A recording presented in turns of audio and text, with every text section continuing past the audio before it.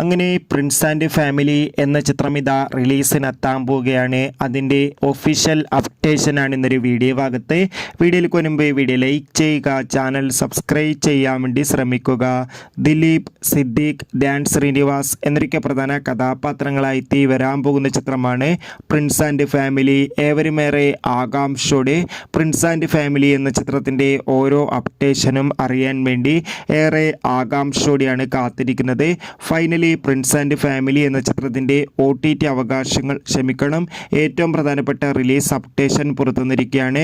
ആ അപ്ഡേഷൻ മറ്റൊന്നുമല്ല, ചിത്രം ഈ വരുന്ന ഏപ്രിൽ മാസം വിഷു സ്പെഷ്യലായോ അല്ലെങ്കിൽ ഏപ്രിൽ മാസം 25-ാം തീയതി തിയേറ്ററുകളിൽ എത്തുമെന്നാണ് റിപ്പോർട്ടുകൾ സൂചിപ്പിക്കുന്നത്.